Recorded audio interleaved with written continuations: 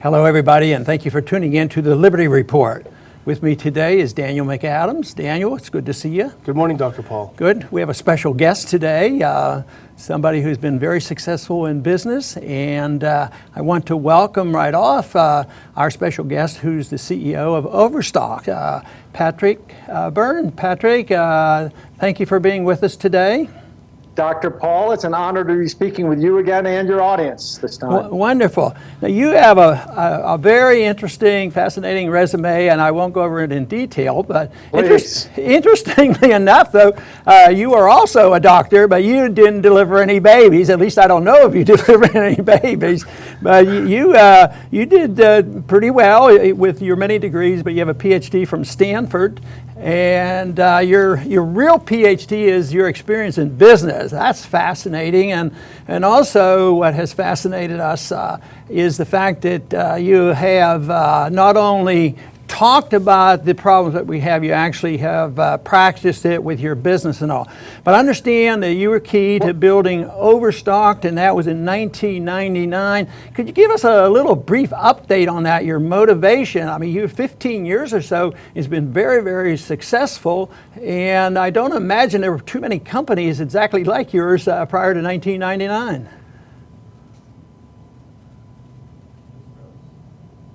No, there weren't. I founded it. I took a company that had gone bankrupt that was in the flea market business, and we built this website. I bought the majority stake in this bankrupt company. Then I took it online, launched a website in October '99 called Overstock. So that's it. It grew. It had its roots in the flea market industry, but we quickly transformed it into something else. Right. You know, I also noticed in your resume that you had raised some money one time for a cancer charity. Now, I also noticed that you did this by riding a bicycle. That fascinates me because that's one of the things I do when I have spare time, and I do a fair amount of it. But are you still into the bicycle riding?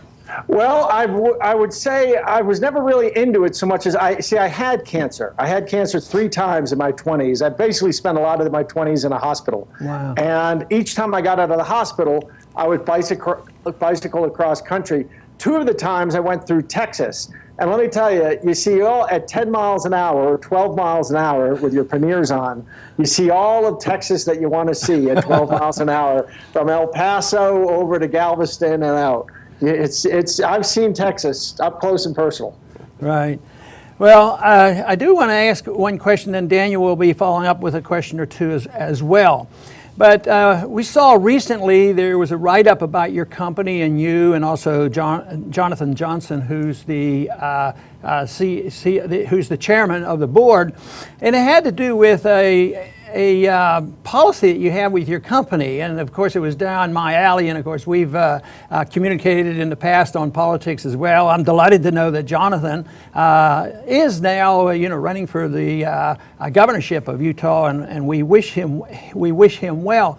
But the summary of one of Jonathan's statements had to do with preparation for problems, and you've been doing this with your company. You don't just talk it, you actually follow through with it. And though none of us know exactly when we're going to meet a crisis, but I assume that you agree with us that this crisis is coming because you're preparing for it, and you actually are preparing to take care of your employees in a very honorable way of providing food and real money if necessary. Could you tell us a little bit about that plan? Because a lot of people talk about it and think, well, maybe I ought to do it, but things aren't that bad. The stock market's up, so we're not going to worry today. But when did this program get started? It actually got started, I think it was about 5 years ago or more. It just happened to have been mentioned in the press recently, and now I've got another interview after this about it with the New York Post. I should be clear and tell your viewers, I've been a big supporter of Dr. Paul since I first saw him. Somebody at the Cato Institute tuned me into Dr. Paul about 15 years ago. Said there was one man in Congress to watch who was pro-freedom. And I supported him in 2008 and 2012, and I write him in on the ballot, and I support Rand Paul I'm on his technology council. These are the guys. I'd say you're at least directionally correct. I'm not sure I'm always with you on how far you want to go, but you're, as they say on Wall Street, directionally correct. I believe in making our system robust, our corporation robust. People forget, in my parents' time, there was starvation in this country. In the Great Depression, people were starving. There was a bank holiday for 2 weeks. Well, what happens if there's a bank holiday now? And let me also mention, in 2008, I think we slid up to the edge of the precipice. I think in that crack, now they made a mistake in how they handled it. They should have bailed out. They should have protected the community and the small and medium banks and not Wall Street. But that was that. So I think the system is much more frangible, much more fragile than the finance guys seem to understand. And I know these finance PhDs, and the problem with finance PhDs is nobody ever taught them any economics. I swear it's so frustrating talking to these. Well, there's such a link between the finance profession and Keynesian economics. And as you've probably noticed, when you talk to a Keynesian, it's even hard to argue. It's hard to even get the teeth of the argument to mesh, because their worldview is so weird. So anyway, I do have quite deep concerns about the system. I think that we're, in one way or another, we're going the way of all unlimited governments. We've turned ourselves into a big Ponzi scheme. I'm amazed that I don't think there was ever any recovery after 2008. It's all been fake. It's been Janet Yellen's magic money machine, reflating the bubble. And the best we could get with a reflated bubble is this very mediocre recovery. And the air is already going out of it. So who knows how long they're going to hold it together. And maybe at worst, it's a 10% chance of something deep happening. Imagine there's a bank holiday now. There's a bank holiday. There's only 3 days of food in the tip of the supply chain in the cities. I mean, there could be all kinds of reverberations and follow-on effects.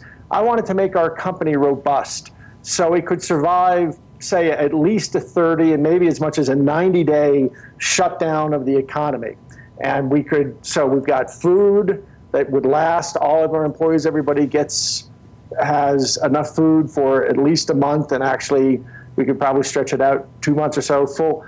And we have $10 million in gold and silver, small coins. We don't store it on site. We store it Utah has some pretty good places to store things like that. So it's all very close. And so we could actually continue to pay payroll, continue to keep up employment, continue to keep the company together on the assumption that they would be able to get the banking system working again. And so that's why. And I know to some people it sounds a little crazy, and maybe it's only a 10% chance that this actually happens in our lifetime, but I think it's prudent to plan for that. And if it turns into zombies walk the earth, and after a couple months there's nothing we're going to be able to do anyway. But for that first initial period, we could actually keep our company together.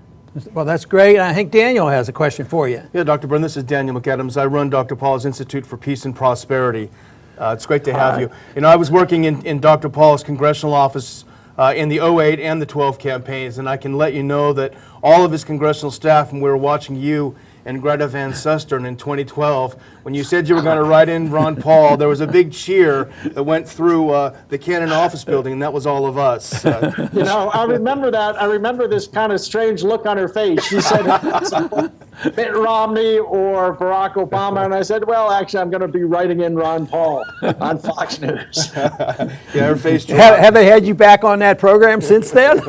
Actually, they have. Fox treats me nicely. Fox is pretty nicely. Wonderful. Okay, you do. I was watching you gave a great presentation to the Mises Institute earlier this year, and I just maybe it just seems very poetic, but it seems like what Overstock.com does, as you explained it, which is they liquidate the assets of failed companies essentially, and they do it in a way that makes it a nice profit.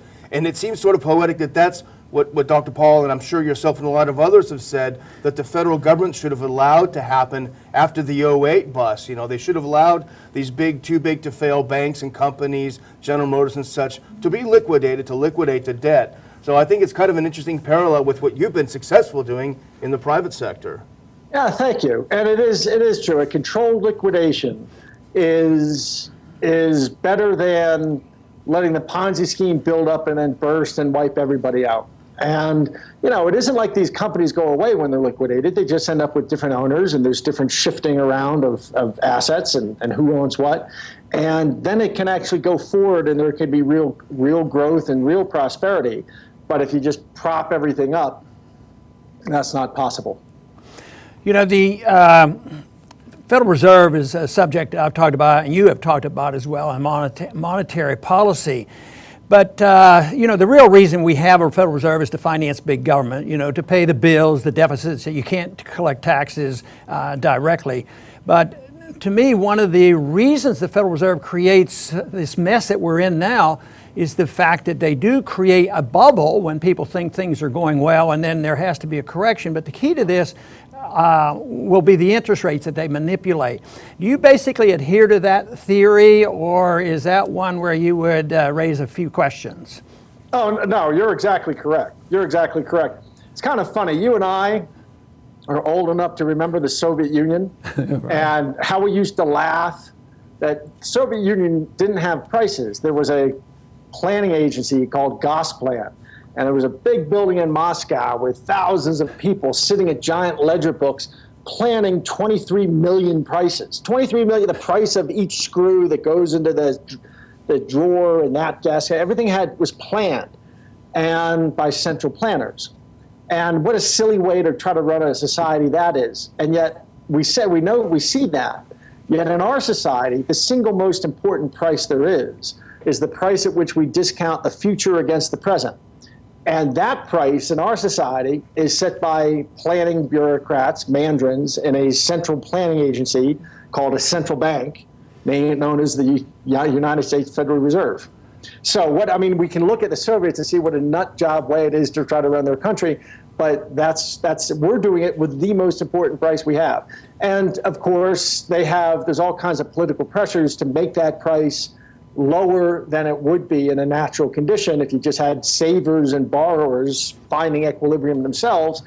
They want to drop the price lower than that because they think it has a stimulatory effect. But once you start taking the bong hits or the meth, once they start smoking the meth and they don't want to let themselves down, they got to smoke more and more meth. Or I guess that's an ugly metaphor, but it's once you go, they've driven into the monetary roach motel, as a friend of yours, Peter Schiff, likes to say. Yeah. Dr. Byrne, I've been interested a lot in your philanthropy, and I know you donate a lot to education overseas, and I find that very fascinating. But the U.S. government spends billions of dollars on this same issue with very mixed results. I was wondering if you could kind of give us a clue on why you think, and I bet you do think this, why you think private philanthropy is so much more successful overseas than the federal government's aid programs. Well, as Milton Friedman used to say, the least success, when you're spending your own money on yourself, you care a lot about what you get. When you spend other people's money on yourself, you care a lot, but maybe not quite as much as when you earned it yourself. When you spend your own money on other people, you still care. But when you spend other people's money on other people, what do you care what you get? That's the fourth case basically describes the government. At least I'm the third case with my philanthropy. It's my money, but I'm trying to do good things with it. We do it also. Overstock has a department of fair trade called World Stock. We employ artisans around the world. And when we make a profit there, we build schools with it. We built 26 schools around the world. I name them after my mom, focus on female education. And I just think that that's a much more, I've seen the NGO community. I'm not a great fan of the NGO community. I've spent a lot of my time in what used to be called the third world, and I've seen a lot of mischief, I would say. But I'm also, my big issue is education in the capital market. In my view, the institutions that matter the most to society are how you form human capital and how you marry it to financial capital, which means education and Wall Street. Those are the two systems I care about. You got to protect the borders and everything. So education is very high on my list. And I don't know if you know this, but Milton Friedman was my great friend and teacher and mentor, I guess I would say. I knew him the last 6 years of his life.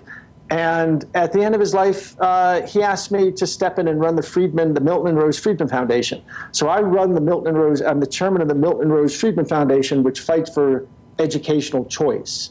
be it school vouchers or educational savings accounts, et cetera. So my real fight on education is here in the United States, but it reflects the same principle, that I think that money is much better spent if it isn't the government spending it, some bureaucrat who doesn't know your kid, there's the high school, the district, the county, the state, the federal, some fellow way up the chain making decisions about what's best for your kid, or is it better to give you a voucher for $10,000 and you go and buy your kid the most education you think you can get with it?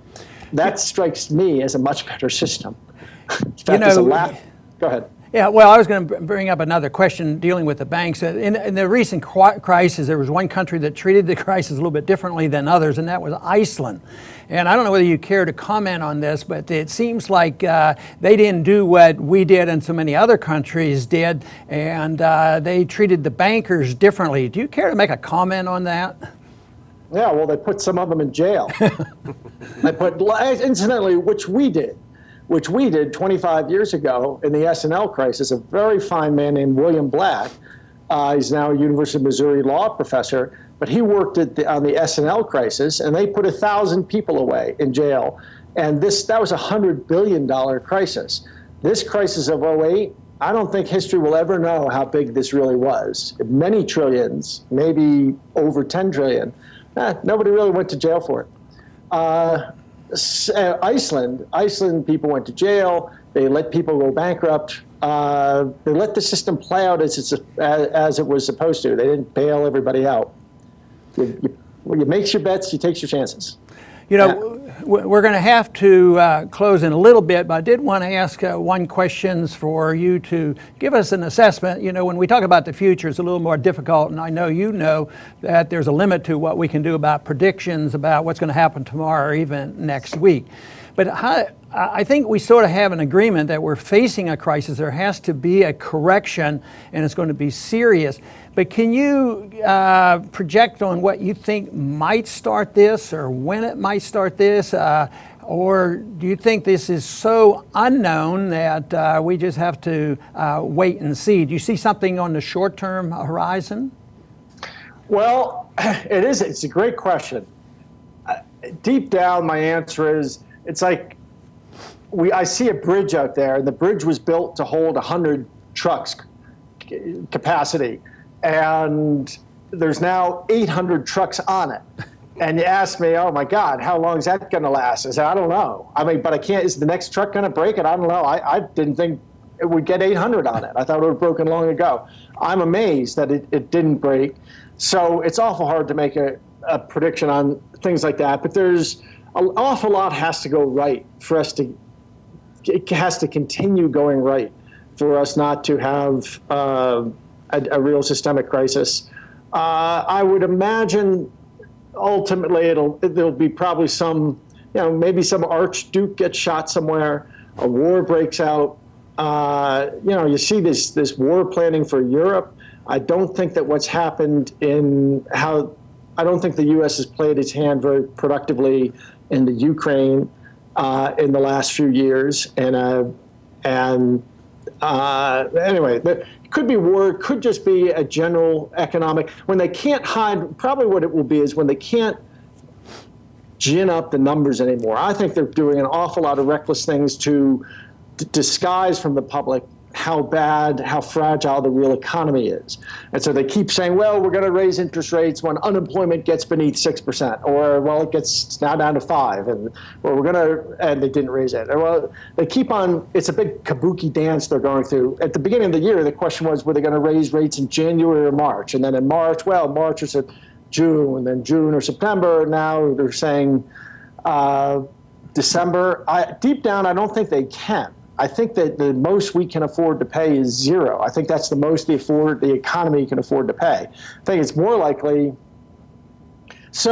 But they're able to sort of play this game and point to numbers, and the labor force participation went down, but unemployment ticked down. Unemployment ticked down from 5.1 to 5.0. Really, it ticked down, if you look at their numbers, from 5.05 to 5.04. And when you round those, you get. So there's so much of that kind of nonsense going on that I say at some point they won't be able to hide how bad the underlying economy really is. Could be this.